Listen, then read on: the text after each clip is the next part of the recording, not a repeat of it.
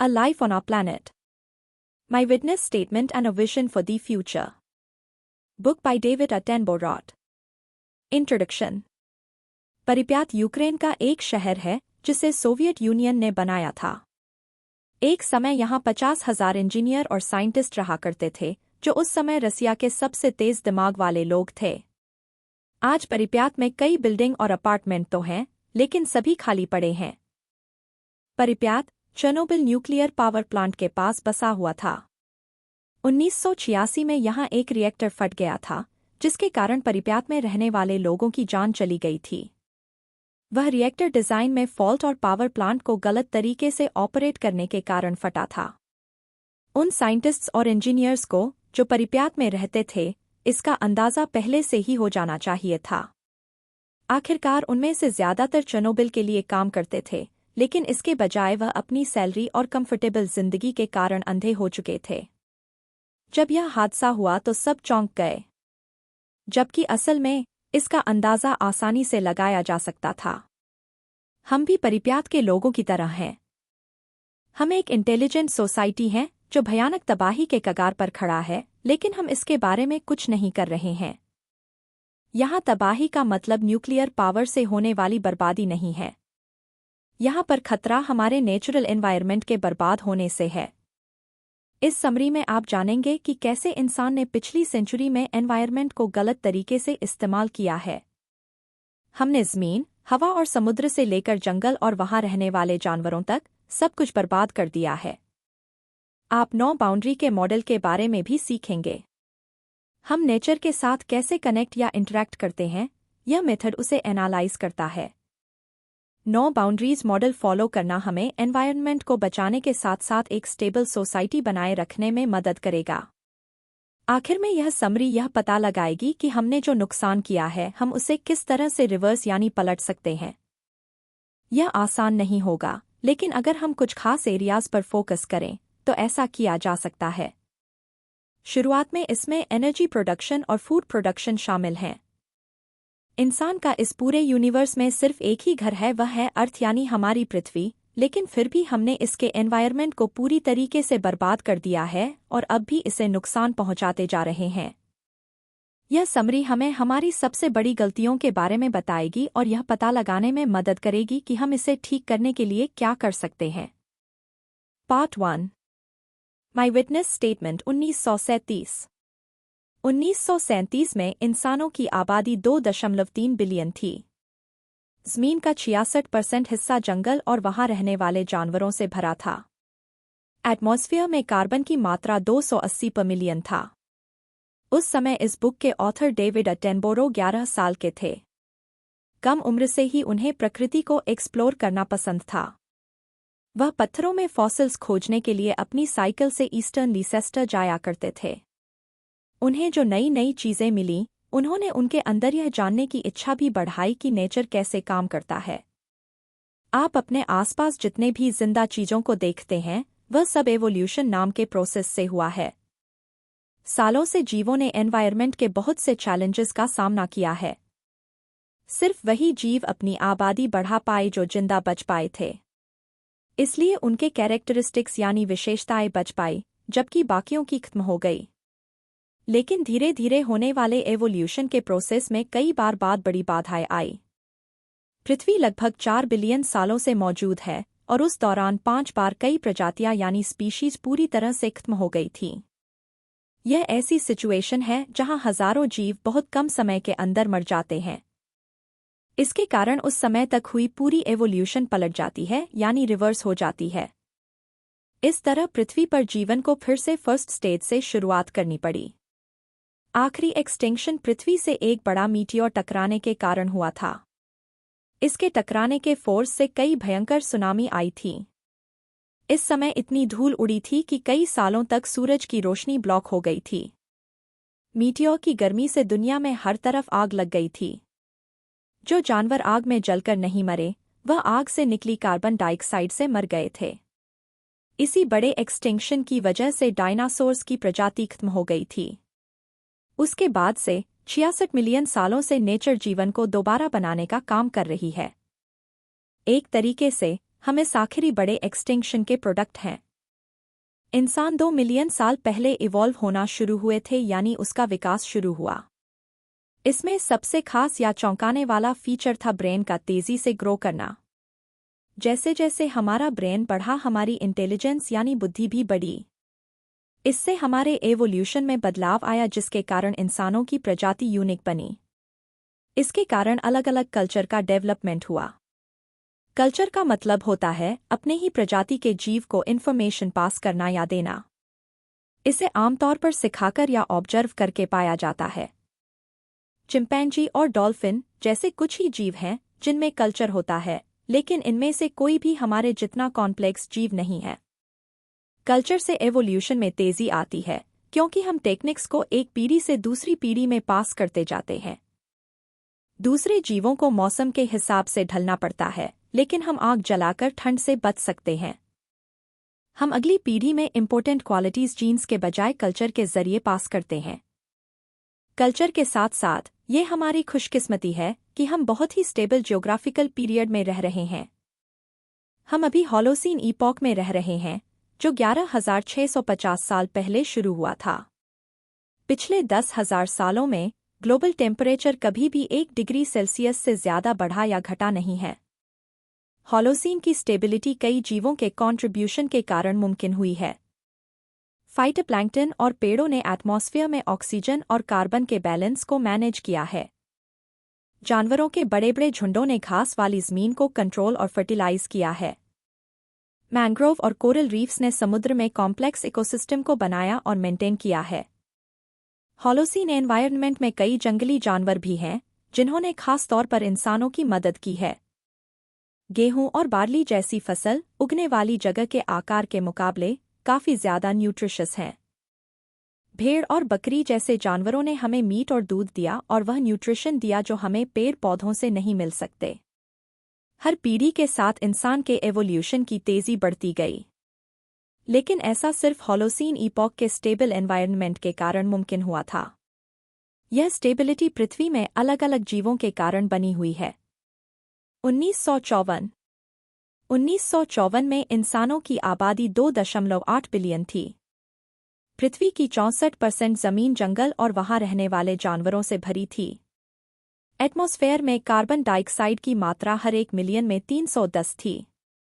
1950 के दशक की शुरुआत में डेविड ने बीबीसी के लिए काम करना शुरू किया।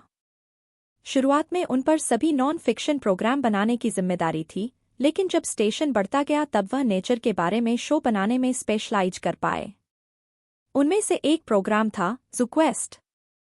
डेविड अलग अलग जानवर देखने के लिए दुनिया भर में ट्रैवल करते। वह उन जानवरों को पकड़ते और उन्हें लंदन ज़ू में लाते, लेकिन ज़ू जाने से पहले वह जानवर बीबीसी के स्टूडियो में लाए जाते और डेविड ऑडियंस को उस जानवर के बारे में और उसकी हिस्ट्री के बारे में बताते थे। 1960 में डेविड अफ्रीका के मैदानों में गए। हमने जिंदगी में कभी ना कभी उस जगह की वीडियो या फोटो देखी ही होगी। अफ्रीका शेर, जिराफ, गैंडे और अफ्रीकी हाथियों का घर है। दुनिया में सबसे ज्यादा जाने वाले मैदानों में से एक है। सेरेंगेटी मासाई ट्राइब की भाषा में इस शब्द का मतलब एंडलेस या कभी ना खत्म होने वाला है। हो सकता है कि एक दिन आपको सेरेंगेटी में कोई भी जानवर ना दिखे और अगले ही दिन वहां 5 लाख जेब्रा आ जाएं। सेरेंगेटी में एंडलेस का मतलब है यह इतना बड़ा है कि लाखों जानवर आपकी आंखों के सामने ऐसे ही गायब हो सकते हैं। किसी ने कभी यह सोचा भी नहीं होगा कि इंसान सेरेंगेटी के लिए खतरा बन सकता है। एक स्पीशीज इतने बड़े एरिया को नुकसान पहुंचाने के लिए क्या कर सकता है? लेकिन फ्रैंकफर्ट ज़ू के डायरेक्टर बर्नहार्ड ग्रसीमेक की सोच अलग था। ग्रसीमेक ने अपने एरोप्लेन में उड़ते हुए सेरेंगेटी को सालों तक स्टडी किया है। उन्हें यह समझ में आने लगा था कि इकोसिस्टम कैसे काम करता है। सेरेंगेटी का बड़ा आकार उसके बचे रहने के लिए बहुत जरूरी था। उसके एरिया का छोटा सा हिस्सा भी कम हो जाने से कई जंगली जानवर मारे जा सकते हैं।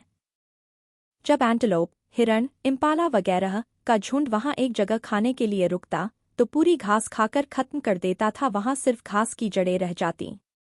लेकिन उनके द्वारा छोड़े गए गोबर जमीन को फर्टिलाइज करते और घास को दोबारा उगने में मदद करते थे। साथ ही एंटेलोप के उस मैदान में चलने से मिट्टी ढीली हो जाती थी, जिससे घास के बीज को उगने में आसानी होती थी। लेकिन पौधों को अपनी जड़ों से दोबारा उगने में महीनों लगते हैं। उन्हें दोबारा उगने का समय सिर्फ इसलिए मिल पाता है क्योंकि एंटेलोप पूरे सेरेंगेटी में घूम घूम कर घास खाते हैं। अगर सेरेंगेटी छोटा हो जाएगा तो एंटेलोप फिर उसी जगह जल्दी जल्दी लौट आएंगे और उन्हें घास जड़ से खानी पड़ेगी, जिसके कारण वहां दोबारा घास नहीं उग पाएगी और इस तरह एंटेलोप भूखे रह जाएंगे। 1960 में टैंज़ानिया और केन्या ब्रिटेन से आज़ाद होने वाले थे। ग्रिज़िमेक को एहसास हो गया था कि वो लोग खेती के लिए सेरेंगेटी की ज़मीन का इस्तेमाल करेंगे। उन्होंने लोगों को ऐसा करने के खतरे के बारे में बताने के लिए कुछ डॉक्यूमेंट्री बनाई। ग्रिज़िमेक के कारण टैंज़ानिया और केन्या की नई सरकारों ने समय से पहले इसके लिए काम करना शुरू किया। टैंज़ानिया ने लोगों को सेरेंगेटी में बसने के लिए मना कर दिया। केन्या ने इसके कई हिस्सों को नेचुरल रिजर्व्स घोषित कर दिया था। इस तरह एक इकोलॉजिकल तबाही होने से बच गई, लेकिन बदकिस्मती से पिछले सेंचुरी में ऐसी सक्सेस की कहानियां बहुत ही कम रही हैं। 1978 में इंसानों की आबादी 4.3 बिलियन थी। पृथ्वी की 55% जमीन जंगल और उसमें रहने वाले जानवरों से भरी थी। एटमॉस्फेयर में कार्बन डाइऑक्साइड की मात्रा हर 1 मिलियन में 335 थी। 1970 के दशक के आखिरी में बीबीसी ने एक इंटरेस्टिंग नए प्रोग्राम फॉर्मेट के साथ एक्सपेरिमेंट किया। उन्होंने 13 एपिसोड की एक डॉक्यूमेंट्री सीरीज बनाई। हर एपिसोड 1 घंटे का था और किसी एक सब्जेक्ट की बहुत गहराई के बारे में बताता था। इस तरह के पहले प्रोग्राम ने यूरोपियन आर्ट, कल्चर और हिस्ट्री को कवर किया था। इस नए फॉर्मेट में डेविड को अपना खुद का एक शो शुरू करने के लिए इंस्पायर किया। यह एक ऐसी सीरीज थी जो नेचर की हिस्ट्री को एक्सप्लोर करती थी। अगले 3 साल में डेविड ने 30 देशों में जानवरों की 600 स्पीसीज को फिल्माया। उन्होंने टोटल 1.5 मिलियन मील का सफ़र किया था और उसका नाम life on earth documentary series था। इस डॉक्यूमेंट्री के अहम हिस्सों में से एक बंदरों और एप्स, बंदर की प्रजाति के जानवर, के ऊपर बना सेगमेंट था। इंसानों के बाद सिर्फ यही जानवर हैं जिनके अंगूठे होते हैं। अंगूठे उन्हें सामान या पेन पकड़ने में मदद करते हैं और उन्हें अच्छे से कंट्रोल करने देते हैं। यह इंसानों के एवोल्यूशन में एक इम्पोर्टेंट कदम था। इस सेगमेंट के लिए डेविड ने माउंटेन गोरिल्लाज को रिकॉर्ड करना चुना। ऐसा करने का कारण यह था कि गोरिल्ला को अक्सर गलत समझा जाता है। हमने उन्हें गुस्सैल और भयानक जीव के रूप में दिखाया है, लेकिन असल में वह शांत और समझदार होते हैं। वह सिर्फ तभी हमला करते हैं जब उन्हें खतरा महसूस होता है। इसे शो में हुई डेविड की एक फेमस मुलाकात के जरिए दिखाया गया था। जब वह जंगल में खड़े थे तब उन्हें अचानक अपने सिर पर भारीपन महसूस हुआ। एक बड़ी फीमेल गोरिल्ला उन पर हाथ रखे हुई थी। उसके 2 बच्चे भी जंगल से बाहर आए। फीमेल गोरिल्ला ने हल्के से डेविड का चेहरा छुआ और उनके मुंह के अंदर देखा। वहीं दोनों छोटे गोरिल्ला उनके झूठों के फीते के साथ खेल रहे थे। यह फुटेज लोगों के गोरिल्ला को देखने के नजरिए को बदलने के लिए बहुत जरूरी था, लेकिन यह भी दिखाता था कि गोरिल्ला अंगूठे को कितने अच्छे से इस्तेमाल करते हैं। लेकिन डेविड के गोरिल्ला के साथ सबसे पावरफुल एक्सपीरियंस को टीवी पर नहीं दिखाया गया। जंगल में घूमते हुए उन्होंने एक यंग मेल गोरिल्ला की लाश देखी थी। शिकारियों ने उसे मार डाला था और उसके हाथ और सर काट लिए थे। यह हिस्से ब्लैक मार्केट में कलेक्टेबल आइटम्स के रूप में बेचे जाते हैं। दुनिया में असली खूंखार कौन है? गोरिल्ला जो अपने परिवार के कमजोर मेंबर्स को बचाने के लिए हमला करते हैं, या फिर इंसान जो इन जीवों के खत्म होते तक उनका शिकार करते हैं और इनके रहने की जगह को भी बर्बाद करते हैं? दुनिया के सबसे बड़े प्राइमेट को फिल्म करते हुए डेविड को एक आइडिया आया। उन्होंने दुनिया के सबसे बड़े जानवर को फिल्माने का भी फैसला किया। इसलिए the life on earth documentary whale को ढूंढने के लिए समुद्र में गई। सिर्फ समुद्र के अंदर ही जानवर ब्लू व्हेल जितने बड़े हो सकते हैं। एक पॉइंट के बाद ग्रेविटी के कारण उनकी हड्डी अपने ही वजन से टूट जाती है। व्हेल की हड्डी को उसके आसपास के पानी से सपोर्ट मिलता है। जमीन पर रहने वाला जानवर जो 100 फीट लंबा और 200 टन भारी है, वो हिल भी नहीं पाएगा। इंसानों ने हजारों सालों से व्हेल का शिकार किया है और इंसानों की हिस्ट्री में यह लड़ाई ज्यादातर व्हेल के हक में रही है। इंसानों के पास बस बदलाव किए हुए भाले ही थे जिसे व्हेल के शरीर में बहुत अंदर डालना होता था। व्हेल पलक झपकते ही समुद्र के सैकड़ों मीटर अंदर गोता लगा सकती है। इन इंटरेक्शन ने हमें व्हेल को एंडलेस रिसोर्स की तरह ट्रीट करने के लिए इंस्पायर किया। सेरेंगेटी की तरह वह भी इतनी बड़ी थी कि उन्हें इंसानों से खतरा नहीं था। लेकिन 1900 तक हमारे पास बड़ी जहाजें और मैकेनिकल भाले आ गए थे। 20वीं सदी के आखिर तक हमने व्हेल को गहरे समुद्र में भी ट्रैक करने का रास्ता डेवलप कर लिया था। इसका नतीजा यह हुआ कि इंसान अब हर साल 50,000 व्हेल का शिकार करने लगा है। व्हेल इस तरह से शिकार किया जाना हैंडल नहीं कर सकती। उनकी प्रेगनेंसी लगभग 1 साल की होती है और वह हर 3 से 5 साल में सिर्फ एक बार प्रेग्नेंट होती हैं। व्हेल का शिकार करने वाले सबसे बड़ी और सबसे हेल्दी व्हेल का शिकार करते हैं। लेकिन वहीं ऐसी व्हेल भी हैं जो सबसे ज्यादा बच्चे पैदा करती हैं। पिछले 100 सालों में 3 मिलियन व्हेल का शिकार किया जा चुका है और उस बीच जन्म लेने वाले व्हेल का नंबर बहुत ही कम है। व्हेल का खत्म हो जाना सिर्फ व्हेल के लिए ही खराब नहीं है, बल्कि वह समुद्र के इकोसिस्टम का बहुत ही जरूरी हिस्सा है। व्हेल इतनी बड़ी होती है कि जब वह डुबकी लगाती है तो समुद्र में बड़ी लहरें बनती हैं। यह लहरें समुद्र के तले में जमा मटेरियल को हिलाती हैं। वह कुछ समय के लिए नीचे से उठकर समुद्र के ऊपर में आ जाते हैं। ये मटेरियल जो व्हेल्स के कारण ऊपर आ जाते हैं, उनमें हर तरह के न्यूट्रिएंट्स होते हैं। फाइटोप्लैंक्टन और छोटी मछली जैसे समुद्र के अंदर रहने वाले जीवों को इन न्यूट्रिएंट्स की जरूरत होती है। व्हेल के बिना पृथ्वी के सरफेस के पास वाला पानी सिर्फ नमक वाला पानी बन जाएगा। समुद्र में रहने वाले छोटे जीव ऐसे माहौल में जिंदा नहीं रह पाएंगे। द लाइफ ऑन अर्थ के फाइनल एपिसोड में ना ही सबसे बड़े प्राइमेट और ना सबसे बड़े जानवर को दिखाया गया था। डेविड ने उस जगह को पृथ्वी के सबसे बड़े खतरे ह्यूमैनिटी के लिए बचा कर रखा था। हम हिस्ट्री के सबसे ज्यादा इम्पोर्टेंट स्पीशीज हैं। हम सभी एनवायरनमेंट में रहते हैं, बर्फीले पोल्स से लेकर गर्म और तपते इक्वेटर तक। हमने सबसे ऊंचे पहाड़ों पर चढ़ाई की है और सबसे गहरी खाई में भी उतरे हैं, और यह सब हमने लगभग 2000 साल में हासिल किया है। जानवरों को नई जगह में रहने जाने के लिए अपने शरीर में बदलाव लाने पड़ते हैं, लेकिन हम 2 लाख सालों में बदले बिना भी काफी आगे बढ़ गए हैं। नेचर अब हमें रोक नहीं सकती है और हम पृथ्वी के नेचुरल रिसोर्सेज का जरूरत से ज्यादा इस्तेमाल करके इसका पूरा फायदा उठा रहे हैं। 2011 में इंसानों की आबादी 7 बिलियन पार कर गई। पृथ्वी की अब बस 39% जमीन ही जंगल और उसमें रहने वाले जानवरों के लिए बची है। एटमॉस्फेयर में कार्बन डाइऑक्साइड की मात्रा हर 1 मिलियन में 391 है। 2010 में डेविड को एक शो के लिए एक नया आइडिया मिला। वह आर्कटिक और एंटार्कटिक के जंगली जानवरों को एक्सप्लोर करना चाहते थे। इतना बर्फीला एनवायरनमेंट पृथ्वी पर और कहीं नहीं देखा जा सकता। इस शो का टाइटल था फ्रोजन प्लैनेट। डेविड के जन्म से लेकर 2011 तक ग्लोबल टेम्परेचर 0.8 डिग्री सेल्सियस बढ़ गया था। यह बदलाव पिछले 10,000 सालों में हुई किसी भी चीज से ज्यादा इम्पोर्टेंट था। आर्कटिक में गर्मी लंबी होती जा रही थी। शांत पानी ने अब उन आइलैंड्स, द्वीप को घेर लिया था जहां बर्फ के कारण पहुंचा नहीं जा सकता था। 1980 के बाद से समुद्र की बर्फ 30% कम हो गई थी। कई जानवर पोलर आइस कैप्स पर डिपेंड करते हैं। बर्फ के नीचे उससे आ रही धूप से एनर्जी पाकर एल्गी बढ़ती है। छोटी मछलियां और दूसरे समुद्र के जीव उस एल्गी को खाकर जिंदा रहते हैं। उन छोटे जानवरों को पेंगुइन, भालू और सील जैसे बड़े जानवर खाते हैं। इंसान भी हर साल पोलर समुद्र से हजारों टन मछलियां पकड़ते हैं। बिना बर्फ के यह पूरा फूड चेन खत्म हो जाएगा। हमारी बहुत ज्यादा फिशिंग करने की आदत भी इकोसिस्टम को नुकसान पहुंचाती है।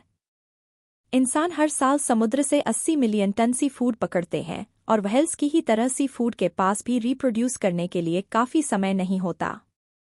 समुद्र की पॉपुलेशन का 30% ओवरफिशिंग के कारण खत्म होने के कगार पर आ गया है। अगर हम जानवरों को डायरेक्टली भी नहीं मारते, तब भी वह इनडायरेक्टली हमारे द्वारा फेंके गए प्लास्टिक से मर जाते हैं। अभी हमारे प्लेनेट के समुद्रों में 5 बड़े गार्बेज पैच बन रहे हैं। उनमें से सबसे बड़ा जो पैसिफिक में है, उसमें 1.8 ट्रिलियन प्लास्टिक की चीजें हैं। यह प्लास्टिक कई फूड चेन में घुस चुके हैं। 90% से ज्यादा समुद्री पक्षियों के पेट में प्लास्टिक है। दुनिया का कोई भी बीच प्लास्टिक से फ्री नहीं है। कछुए अक्सर इन प्लास्टिक के कचरों में फंस जाते हैं और क्योंकि वह खुद को इससे निकाल नहीं पाते, वह मर जाते हैं। हम अपनी नदियों को भी समुद्र के जितना ही खराब करते जा रहे हैं। वह आसपास की जमीन से इंडस्ट्रियल केमिकल, फर्टिलाइजर्स और कीड़े मारने की दवा से भरी हुई हैं। दुनिया भर में नदियों में रहने वाले जानवरों की आबादी 80% कम हो गई है। मेकोंग नदी दुनिया भर की फ्रेश वाटर मछली का 25% सप्लाई करती है। यह मछलियां दुनिया भर के 60 मिलियन लोगों का मेन प्रोटीन सोर्स है। लेकिन पॉपुलेशन और ओवरफिशिंग हर साल मछली को कम कर रही है। हाल ही में मछली पकड़ने वालों ने कम से कम कुछ छोटे खाने लायक जीव पकड़ने की उम्मीद से मच्छरदानी का इस्तेमाल करना शुरू कर दिया है। 1950 से इंसान जंगली जानवरों को खतरनाक तरीके से बर्बाद कर रहे हैं। पक्षियों का झुंड इतना बड़ा हुआ करता था कि आसमान ढक जाता था। जंगल इतने बड़े हुआ करते थे कि उन्हें पार करने में महीनों लग जाते थे। आज ये चीजें हमें अजीब लगती हैं। हम ऐसी दुनिया के आदी हो चुके हैं जिसमें जंगली जानवरों की आबादी कम है। इसके बदले हमने प्लेनेट को कंट्रोल करना चुना है। दुनिया के 96% स्तनपायी मैमल्स हम और वह जानवर हैं जिन्हें हम खाते हैं। जंगली स्तनपायी मैमल्स जानवर सिर्फ 4% हैं। इस 4% में दरियाई घोड़े, गैंडे, हाथी और यहाँ तक व्हेल्स भी शामिल हैं। पृथ्वी का असली जंगल का हिस्सा, जिस पर इंसानों का कब्जा ना हो, अब शायद ही बचा है। Part 2 What lies ahead? Biologists के पास एक ग्राफ है जिसमें बैक्टीरिया की ग्रोथ डॉक्यूमेंट की गई है। जब कुछ बैक्टीरिया को एक डिश में ज़रूरत के हिसाब से न्यूट्रिएंट्स के साथ रखा जाता है, तो वह उसके अनुसार बदलने या ढलने में थोड़ा समय लेते हैं। इस दौरान पॉपुलेशन और रिप्रोडक्शन ग्रोथ कम होती है। इस पीरियड को लैग फेज कहा जाता है। लेकिन जैसे ही बैक्टीरिया को समझ में आ जाता है कि उस रिसोर्सेज को इस्तेमाल कैसे करना है, तब वह काफ़ी एफिशिएंट हो जाते हैं। उनका रिप्रोडक्शन रेट बढ़ जाता है। तब वह लॉग फेज में चले जाते हैं। इस फेज में देखा गया है कि बैक्टीरिया की आबादी हर 20 मिनट में दोगुनी हो जाती है। एक पॉइंट पर आकर बैक्टीरिया रिसोर्सेज के लिए आपस में झगड़ने लगते हैं और उनकी पॉपुलेशन बढ़नी रुक जाती है, लेकिन रिसोर्सेज खत्म होते रहते हैं। मरे हुए बैक्टीरिया जमा होते जाते हैं और एनवायरनमेंट एसिडिक हो जाता है। आखिर में बैक्टीरिया मर जाते हैं, वह अपने साथ साथ उस एनवायरनमेंट को भी खत्म कर देते हैं जिसमें वह रह रहे थे। हिस्टोरियंस ने ऐसा ही ट्रेंड इंसानों में भी देखा है।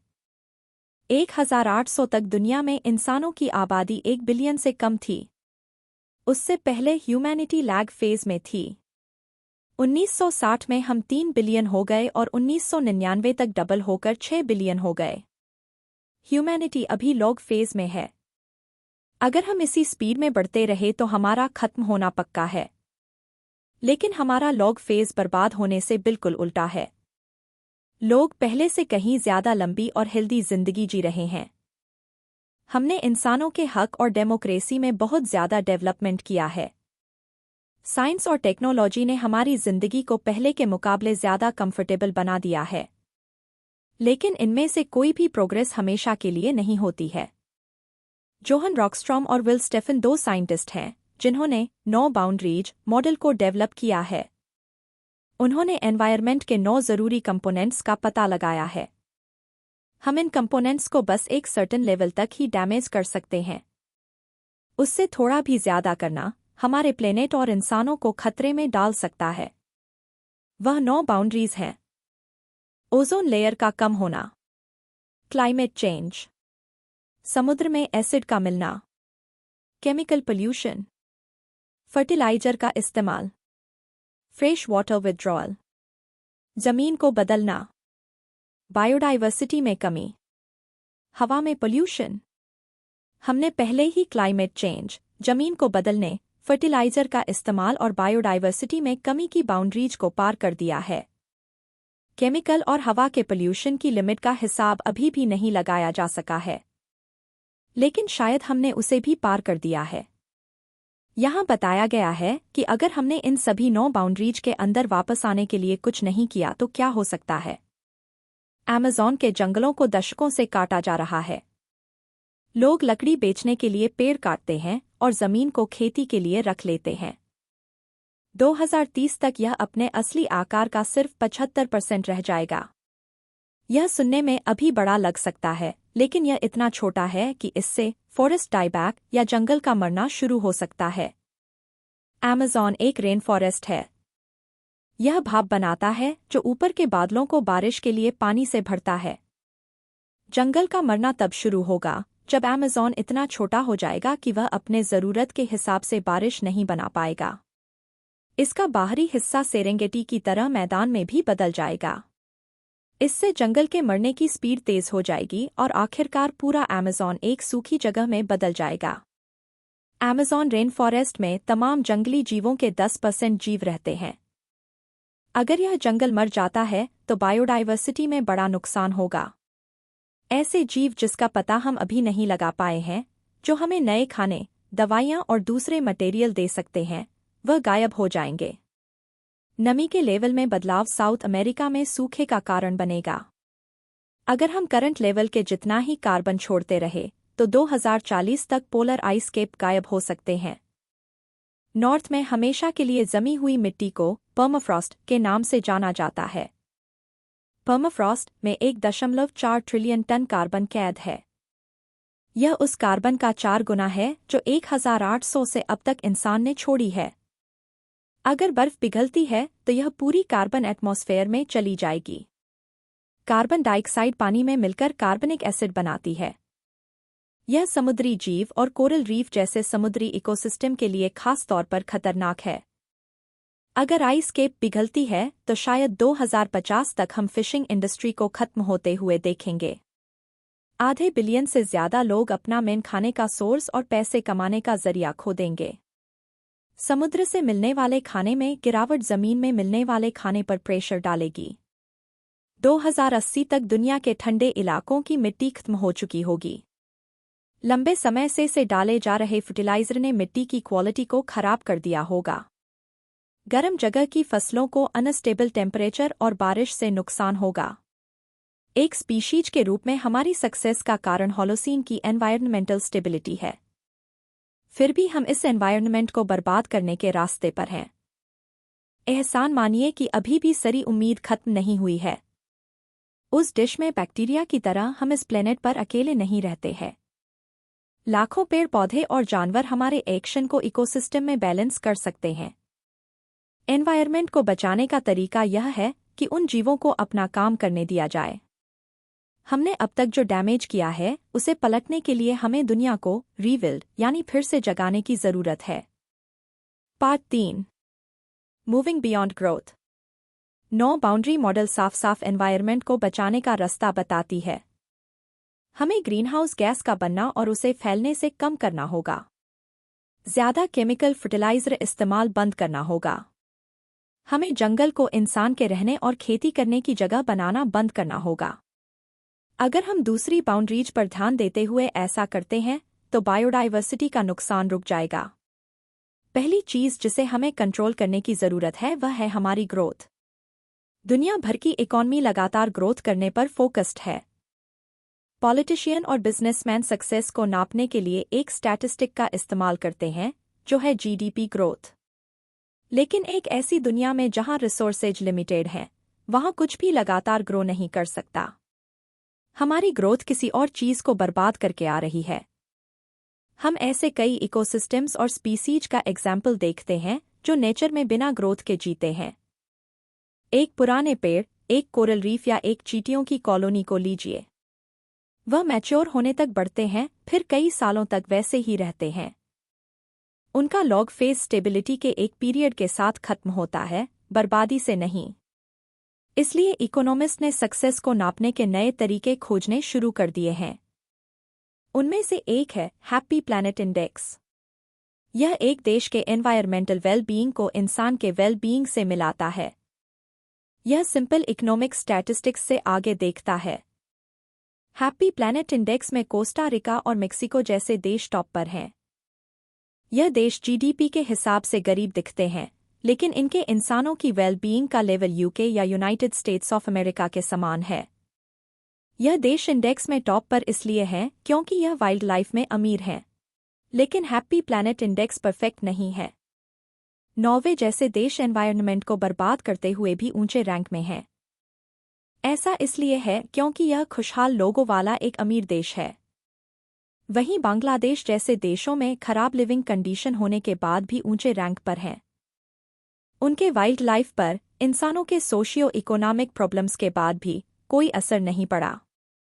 लेकिन इसका मतलब यह नहीं है कि नए नापने के तरीकों में पोटेंशियल नहीं है। 2019 में न्यूजीलैंड ने इकोनॉमिक सक्सेस को नापने के लिए जीडीपी का इस्तेमाल करना बंद कर दिया। वो 3 पी पर फोकस्ड है: प्रॉफिट, पीपल और प्लेनेट। इस बदलाव के बाद भी न्यूजीलैंड रहने के लिए सबसे अच्छे देशों में से एक है। Switching to clean energy. 2019 में पूरी दुनिया की एनर्जी का 85% हिस्सा फॉसिल फ्यूल्स के जरिए बना। 7% हाइड्रो पावर के जरिए बनाया गया। 4% न्यूक्लियर पावर के जरिए बना, जो कि बहुत ही रिस्की है। बाकी 4% सोलर, हवा, जियोथर्मल या समुद्र की लहरों से चलने वाले एनर्जी प्लांट्स से बनाया गया। सूरज, हवा, लहरें और पृथ्वी के अंदर की गर्मी ऐसे एनर्जी सोर्सेस हैं जो कभी खत्म नहीं हो सकते। वह लगातार एनर्जी बनाते रहते हैं, चाहे हम उसका इस्तेमाल करें या ना करें। यही असल में कभी ना खत्म होने वाले एनर्जी सोर्सेस है। तो फिर यह हमारी एनर्जी सप्लाई का सिर्फ 4% हिस्सा क्यों बनाते हैं? कई सालों से टेक्नोलॉजी कोई प्रॉब्लम नहीं रही है। इन कभी न खत्म होने वाले एनर्जी सोर्सेस से बैटरी में इलेक्ट्रिक एनर्जी डालना हमारे लिए थोड़ा मुश्किल है, लेकिन सूरज या प्लेनेट के अंदर से पावर निकालने की प्रॉब्लम सॉल्व हो चुकी है। कई सालों से इसका खर्चा उठा पाना बड़ा चैलेंज रहा है, लेकिन कभी न खत्म होने वाली एनर्जी टेक्नोलॉजी हर दशक के साथ सस्ती होती जा रही है।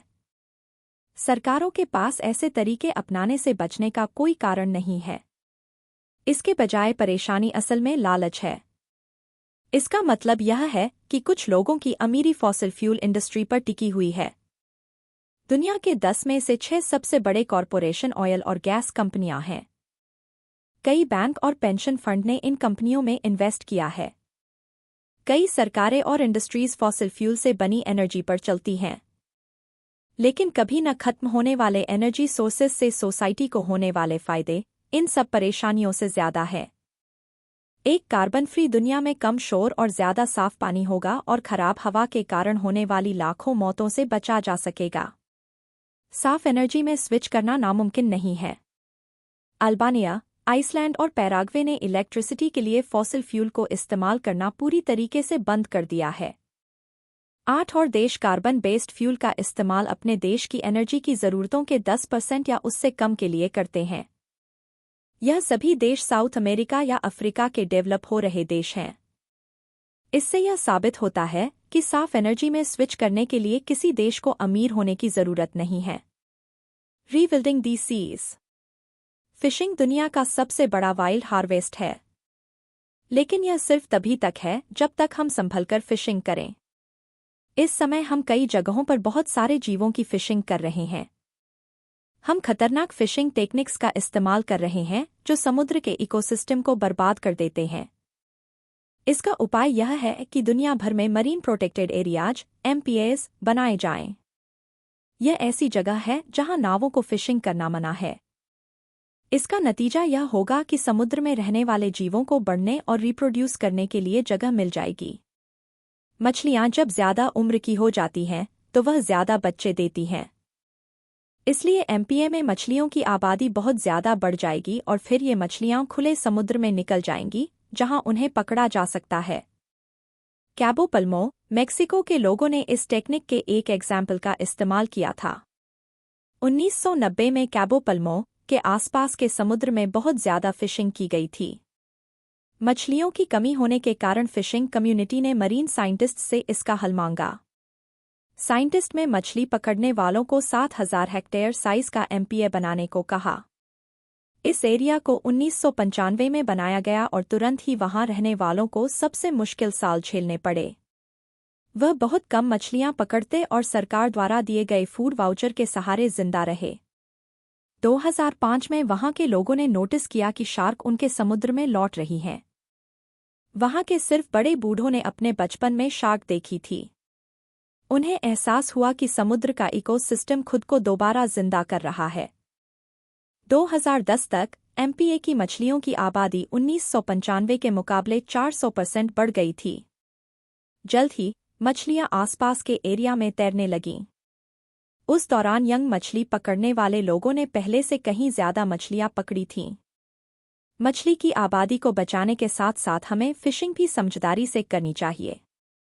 मछली के जाले ऐसे बहुत से जीवों को पकड़ते और मार देते हैं जिन्हें बेचा नहीं जा सकता। ड्रेजिंग जैसी टेक्निक सीबेड और उसके सभी वाइल्ड लाइफ को खत्म कर देते हैं। हमें ज्यादा फिशिंग करने से बचने के लिए लगातार मछलियों की आबादी को मॉनिटर करना चाहिए। समुद्र को रिवाइल्ड करने के लिए सिर्फ जानवरों तक सीमित रहने की जरूरत नहीं है। रीविल्ड या रीविल्डिंग का मतलब है किसी जगह को उसके नेचुरल स्टेट में वापस लाने के लिए जो जीव वहां रहा करते थे और अब नष्ट हो गए हैं, वहां दोबारा लेकर आना। कई साइंटिस्ट्स ने केल्प को फिर से समुद्र में उगाने के बारे में सोचा है। केल्प दुनिया की सबसे जल्दी बढ़ने वाली सीवीड यानी समुद्री घास है। यह हर दिन लगभग आधा मीटर तक बढ़ सकती है। केल्प कार्बन डाइऑक्साइड पकड़ने में बहुत ज्यादा असरदार होती है। 1 टन केल्प 1 टन कार्बन तक कैद कर सकती है।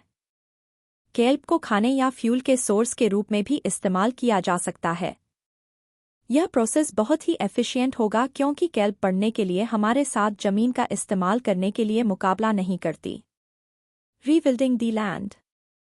वर्ल्ड वॉर 2 के बाद नीदरलैंड के कई परिवार सेल्फ सफिशिएंट यानी आत्मनिर्भर बनना चाहते थे।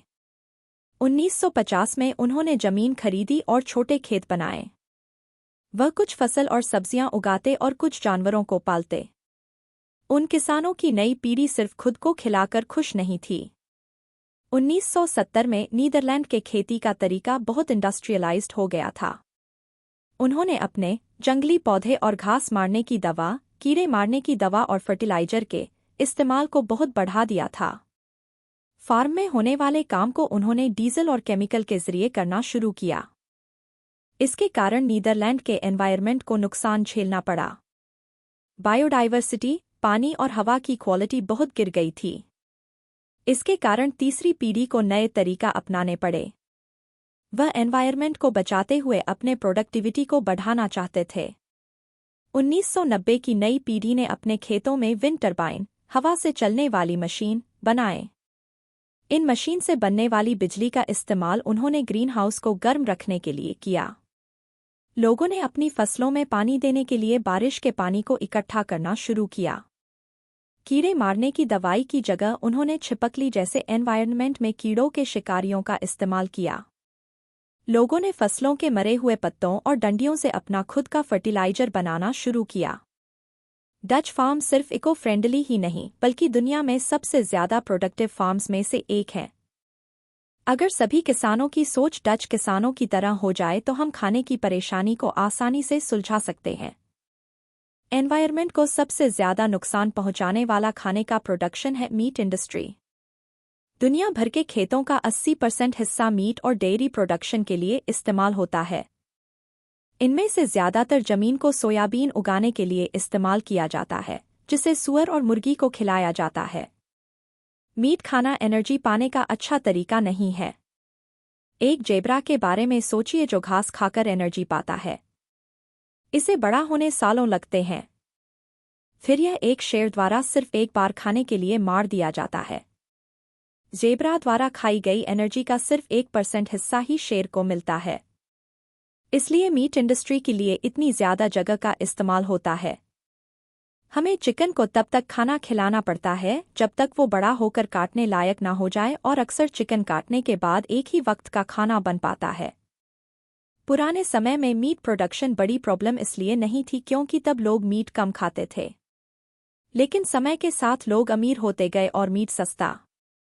एक आम अमेरिकन अभी साल में 120 किलो मीट खाता है। रिसर्च ने दिखाया है कि हमें प्लेनेट को बचाने के लिए पेड़ों से मिलने वाले खाने में स्विच करना होगा।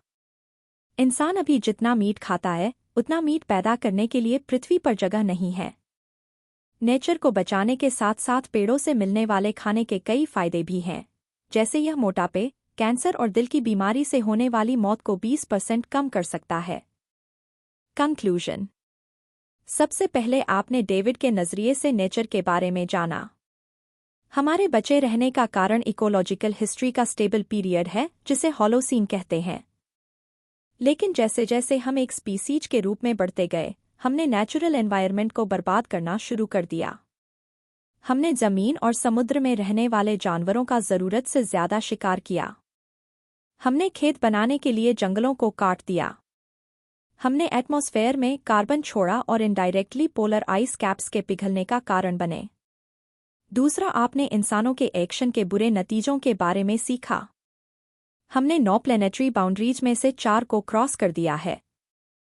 अगर आगे भी ऐसा ही चलता रहा तो अमेज़न, पोलर आइस कैप्स और ज्यादातर समुद्र की वाइल्ड लाइफ बर्बाद हो जाएंगे। आखिर में खत्म होने की बारी हमारी होगी, क्योंकि हमारा फूड प्रोडक्शन सिस्टम खत्म हो जाएगा। तीसरा, आपने एनवायरमेंटल डैमेज को ठीक करने के बारे में सीखा। सबसे पहला कदम होगा कि बिना ग्रोथ पर फोकस किए सक्सेस को नापना। उसके बाद हमें सोलर और जियोथर्मल जैसे कभी ना खत्म होने वाली एनर्जी में स्विच करना होगा। हमें एमपीएस का इस्तेमाल करके मछलियों की आबादी को बचाना होगा। हमारी खेती करने के तरीके और डाइट को ज्यादा टिकाऊ रूप में बदलना होगा। इंसान ने नेचर पर इतना ज्यादा असर डाला है कि जियोलॉजिस्ट्स ने पृथ्वी की हिस्ट्री में एक नए पीरियड का नाम दिया है। उनका मानना है कि हम होलोसीन को छोड़कर एंथ्रोपोसीन में आ गए हैं। इसका मतलब कुछ द एज ऑफ ह्यूमंस है। कुछ एनवायरमेंटलिस्ट्स का मानना है कि एंथ्रोपोसीन का समय छोटा होगा। उनका मानना है कि यह पीरियड हमारे लालच के कारण इंसान की नस्ल के खत्म होने का कारण बनेगा। लेकिन कुछ लोगों को अभी भी उम्मीद है। एंथ्रोपोसीन उस पीरियड की निशानी भी बन सकता है जहां एक सुपीरियर स्पीसीज नेचर के साथ शांति से रह रही हो। लेकिन क्या आप दूसरी पॉसिबिलिटी को हकीकत में बदलने के लिए मेहनत करने को तैयार हैं?